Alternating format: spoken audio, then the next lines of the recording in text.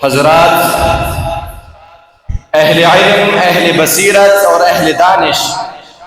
جب کسی قابل ذکر و فکر مجلس و محفل کا انعقاد کرتے ہیں تو اس مجلس و جلسہ کے انتظام و انصرام میں محفل کی صدارت کے لیے مناسب و موزوں شخصیت کا انتخاب محفل کا بنیادی رکن اور لازمی جز سمجھتے ہیں۔ ارباب فہم و ادراک کے اس مسلمہ دستور سے اتفاق کرتے ہوئے ہم بھی اپنے اس نورانی و عرفانی مجلس کی صدارت و سرداری کے لیے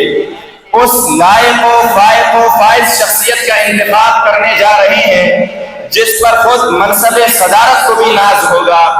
وہ شخصیت جو صلاحیت عظمیٰ کے حامل اور صالحیت عظیمہ کے متحمل ہے، وہ شخصیت جنہوں نے روحانی اور دینی اعتبار سے مری آباد کی مرتی ہوئی آبادی کو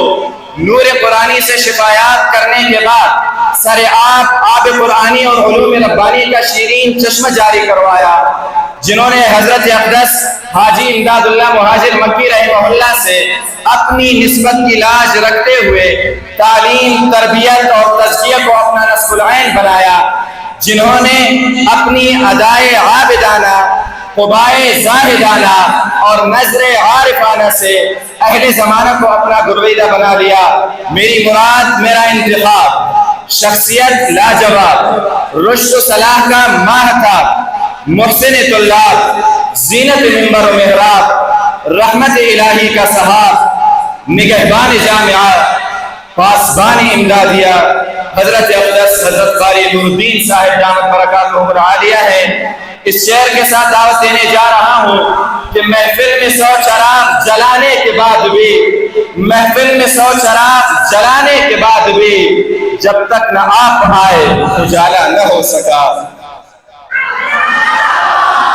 اور من گشہ لوٹین کہ نمازان امامت بھی یا کہ قوم قیادت بھی، نمازان امامت بھی یا کہ قوم قیادت بھی، دلے میں یہ تمنائیں کہ ہر جاتی صدارت بھی، اور میں ذکر و فکر بھی تھی یاد تلاوت و عبادت بھی، میں ذکر و فکر بھی تھی یاد تلاوت و عبادت بھی، شربہ ما دعا لوٹن مدام تی سر سلامت بھی۔ مجھے امید ہے کہ اس لاجواب انتخاب کی اور شباب تائید کی جائے گی۔ بہت شکریہ۔